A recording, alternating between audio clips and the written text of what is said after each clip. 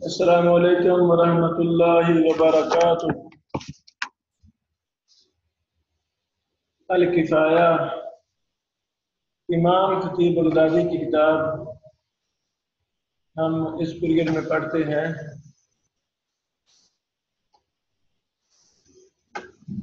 الکفایہ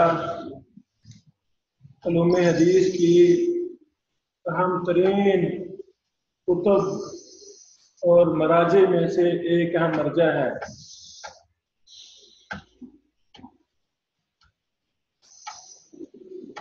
یہ جو ہمارے سلف نے کتابیں لکھی ہیں علوم حدیث پر، ان کو لازم پکڑنا چاہیے۔ ان کتابوں میں بڑے ہی اہم فوائد ہیں۔ افسوس کے مدارس کے نصاب میں جو اصل علم والی کتابیں تھیں ان کو نصاب میں نہیں رکھا گیا۔ ہم انشاءاللہ ایک مہینہ مسلسل امام خطیب بغدادی کی کتابوں پر بحث کریں گے، اس کے بعد ہم پھر اور کتابوں کا انتخاب کریں گے۔ بہرحال الکفایہ فی علم الروایہ للخطیب البغدادی، صفحہ نمبر 49 تک ہم کل پہنچے تھے۔ 49 صفحہ میں امام خطیب بغدادی نے صحابی پر بحث کی ہے کہ صحابی کسے کہتے ہیں، کون سا طریقہ ہے ہمارے پاس کہ ہم اس کے ذریعے پہچان سکیں کہ فلاں صحابی ہے۔ ایسا بڑی اچھی بات ہے، لکھ لیں صحابی کی بحث صفحہ نمبر 49 ہے۔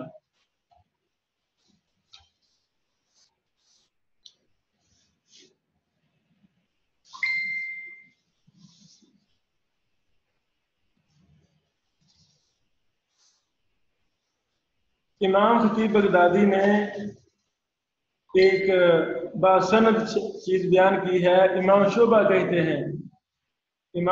کہتے ہیں کان جندب بن سفیان اتى النبی صلی اللہ علیہ وسلم، جندب بن سفیان نبی علیہ السلام کے پاس آئے تھے۔ اب ایک شخص نبی صلی اللہ علیہ وسلم کے پاس آ رہا ہے تو پاس آنے سے صحبت ثابت ہوتی ہے، اسلام کی حالت میں ہے۔ آگے لکھا ہے وَإِنْ شِئْتَ قُلْتَ لَهُ صُحْبَةٌ، اگر آپ چاہیں تو کہہ سکتے ہیں کہ ان کے لیے صحبت ہے۔ یہاں پر نظر نہیں آئے گا، ادھر ٹھیک ہے، ان کے لیے صحبت ہے۔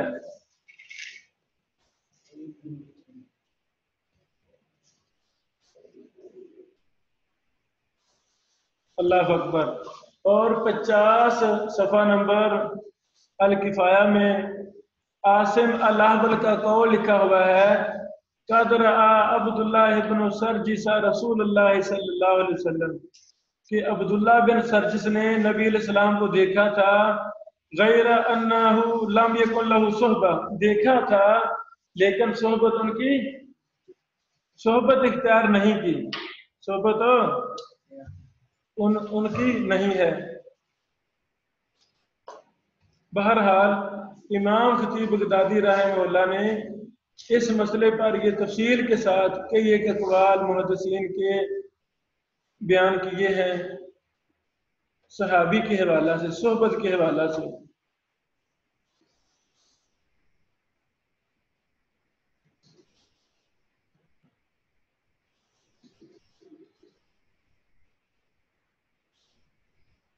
امام احمد بن حنبل رحمہ اللہ نے فرمایا، ان کا قول نقل کیا ہے کہ افضل الناس بعد هؤلاء اصحاب رسول اللہ صلی اللہ علیہ وسلم، القرن الذی بعث فیہم، کل من صاحبہ سنة او شہرا او یوما او ساعتا او رآہ فہو من اصحابی، یعنی ہر ایسا شخص جس نے نبی علیہ السلام کی صحبت اختیار کی، خواہ ایک سال یا ایک مہینہ یا ایک دن یا ایک گھڑی، یعنی چند منٹ ہی، یا صرف دیکھا ہی ہو اسلام کی حالت میں، تو وہ کیا ہے؟ وہ صحابی ہے۔ اللہ اکبر۔ یعنی ہمارے ائمہ محدثین نے یہ ساری بحوث کی ہوئی ہیں باسند کہ صحابی کسے کہتے ہیں، طریقہ کار کیا ہے۔ امام بخاری نے فرمایا، امام بخاری نے کیا فرمایا، یہ الکفایہ کا صفحہ نمبر 51 ہے۔ ومن صاحب النبی صلی اللہ علیہ وسلم اور آہ من المسلمین فہو من اصحابی، جس نے بھی نبی علیہ السلام کی صحبت اختیار کی ہے یا اس نے آپ علیہ السلام کو دیکھا ہے، وہ آپ کے صحابہ میں سے ہوگا۔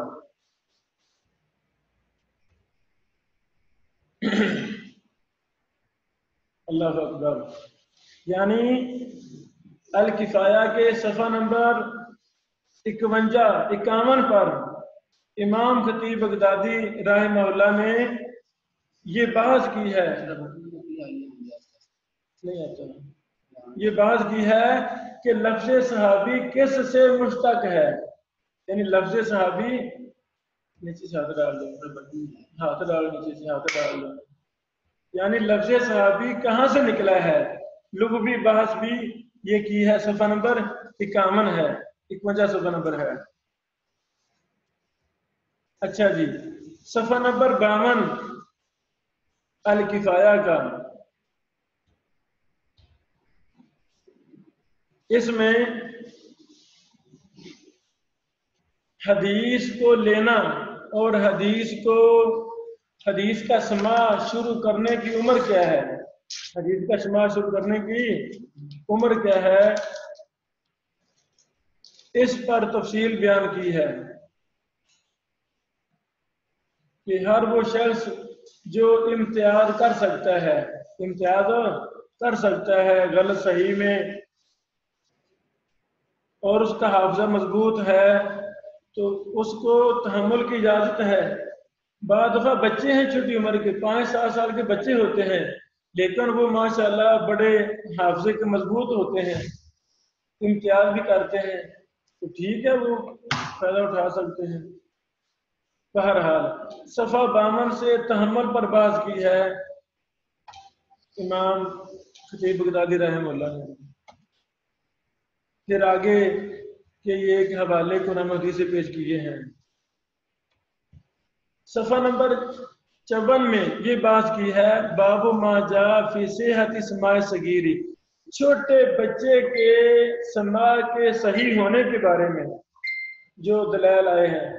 چھوٹا بچہ سن سکتا ہے کہ نہیں سن سکتا؟ بھائی سن سکتا ہے، اس کا یہ گناہ ہے وہ چھوٹا ہے۔ بعض دفعہ عمر میں انسان بڑا ہوتا ہے لیکن وہ بچے سے کنزن ہوتا ہے، ایسے کہ نہیں؟ بعض دفعہ بچہ چھوٹا ہے لیکن بڑے سے وہ زیادہ ذہین ہے، وہ باتیں پک کرتا ہے، تو کوئی حرج نہیں ہے۔ یہ صفحہ نمبر 54 سے یہ باتیں شروع امام صاحب نے خطیب بغدادی نے شروع کی ہیں۔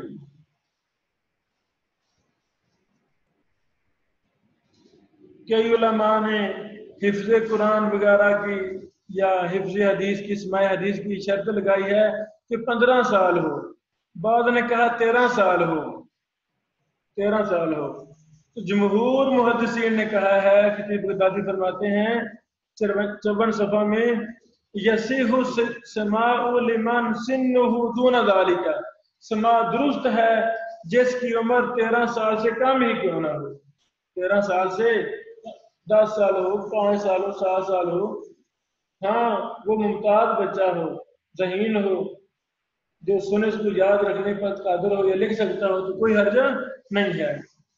امام خطیب بغدادی فرماتے ہیں وَهَذَا هُوَ عِنْدَنَا الصَّوَابُ، اور یہی بات ہمارے ہاں ٹھیک ہے، عمر کی قید وغیرہ درست ہو بولو نہیں ہے۔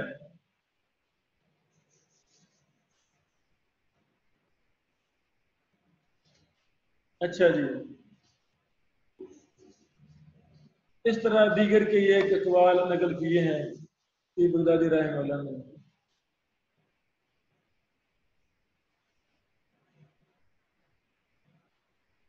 یہ سارے اقوال ایک ہی کر کے پڑھنے والا ہے۔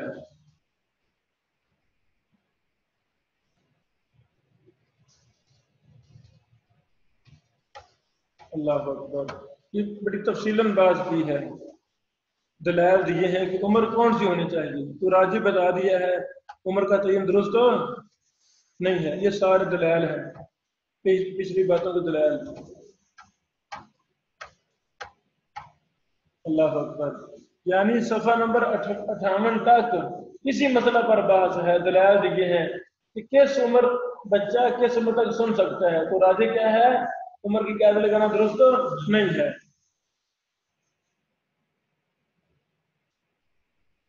اچھا، کچھ لوگ اس کے مخالف گئے ہیں، کچھ لوگ اس کے مخالف گئے ہیں اہل علم میں سے. انہوں نے کہا ہے کہ بچہ احتلام سے پہلے نہ سنے. احتلام سے پہلے، احتلام مطلب جوان، اس سے پہلے تک نہیں سن سکتا. یہ بات درست نہیں ہے. یہ صفحہ نمبر 59 سے بات شروع ہوئی ہے، 59 سے.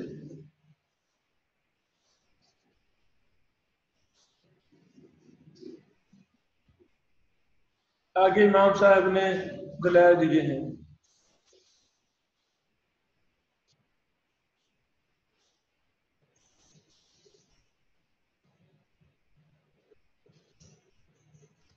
یہ سارے دلائل ہی ہیں.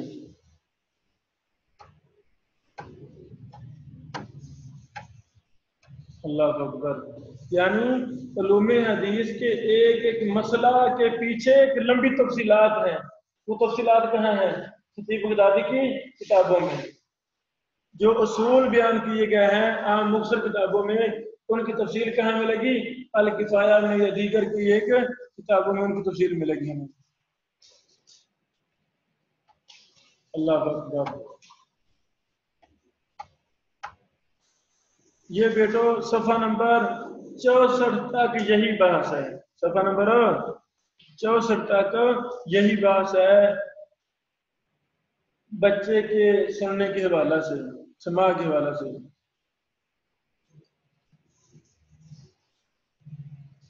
آگے بات کی ہے شیخ صاحب نے رحمہ اللہ نے، پڑھائی کے وقت جو شخص لکھنا چاہتا ہے، استاد پڑھا رہا ہے، آپ آگے نثر میں ہوتا ہے نقل کرنا، ہے نا، لکھنا نقل کرنا. اس حوالہ سے اللہ اکبر. یہ صفحہ نمبر 65 سے بات شروع ہو رہی ہے. سلیمان بن موسیٰ کہتے ہیں الذی یکتب و یسمع یقال له جلیس العالم. جو طالب علم سنتا بھی ہے اور لکھتا بھی ہے، کلاس میں بیٹھا سنتا بھی ہے لکھتا بھی ہے، اسے کہا جاتا تھا جلیس العالم. یہ کسی عالم دین کے پاس بیٹھا ہے، یعنی باتوں کو نوٹ کر رہا ہے. ایک وہ طالب علم ہے جو بس سنتا رہتا ہے نا، فائدہ تو اسے بھی ہوتا ہے، لیکن ساتھ لکھنا یہ بہت اہم ہے. صفحہ نمبر 66 ہے الکفایہ کا.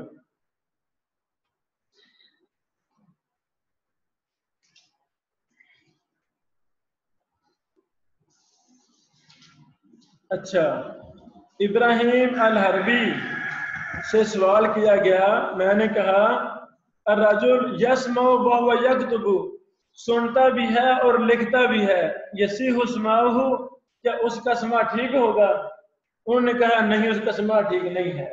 یہ ان کی اپنی رائے ہے، ان کی اپنی رائے. حالانکہ سننا اور لکھنا یہ تو اعلیٰ شکل ہے. جو سن رہے ہیں ساتھ ساتھ، اور محدثین ایسے کیا کرتے تھے، سنتے تھے اور فوراً ساتھ ساتھ لکھتے تھے یا بعد میں لکھتے تھے. اچھا جی.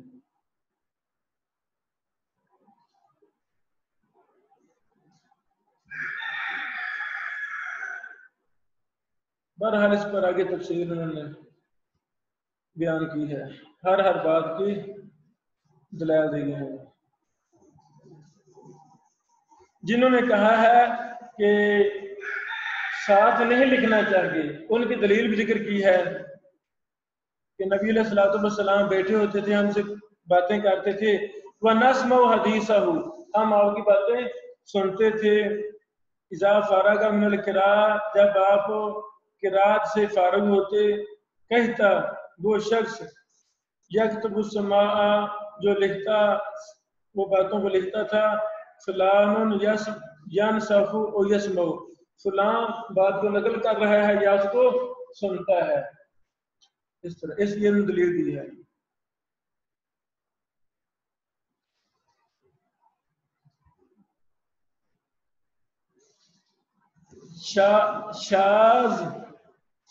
शाजा बिन फैयाज एक रावी हैं, वो कहते हैं जब बंदा लिखता है ना तो दिल उस वक्त मसरूफ होता है, दिल उस वक्त मसरूफ होता है, इसलिए वो लिखने को मना करते थे सबस्ता से पर।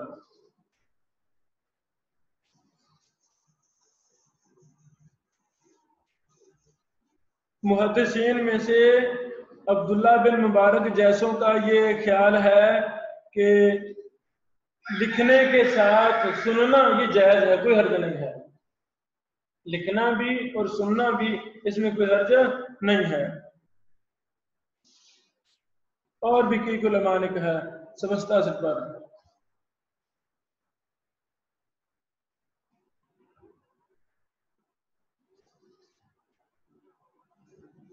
फिर उन्होंने अली बिन मदीनी का कौल पेश किया कि हम तो यानी लिखते भी थे, सुनते भी थे, नकल भी चीजें करते थे, ऐसी कोई बात नहीं है।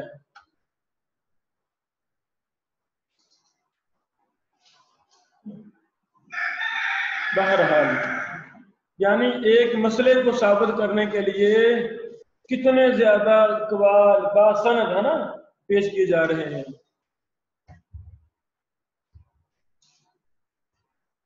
मूसा बिन हारून से सवाल किया गया उस बंदे के बारे में, यकतुबु फिल मजलिस वल मुहद्दिस यकरा, मुहद्दिस पढ़ रहा है और वो बैठा लिख रहा है, जायज है?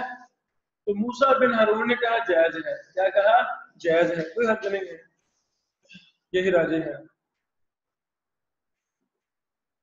मूसा बिन हारून का दूसरा कौल, बंदा नकल भी कर रहा है, लिखता है और सुन भी रहा है, तो फरमाया ला बास है, कोई हर्ज इसमें नहीं है, सबस्तासद है।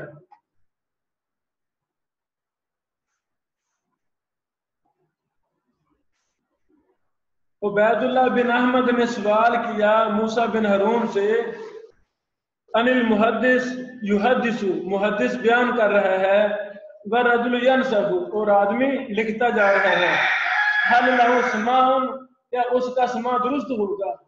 आप बताएं क्या दुरुस्त होगा? समा दुरुस्त होगा? तो भाई वो सुनता है तो लिखता है ना, ये तो नहीं ना वो सुन रहा है हदीस लिख रहा है, कुरान जो सुनता है वही लिख रहा है। कोई बात पूछने वाली है? बहरहाल ने पूछा, वहां भी जायज है, कोई हर्ज नहीं है। जी बारक। इसी के साथ हमारा सब खत्म होता है। कल हम सफा नंबर 68 2 कम 70 से अल किफाया से काम शुरू करेंगे। बारकल्लाहु फीकुम। अस्सलामु अलैकुम व रहमतुल्लाहि व बरकातहू।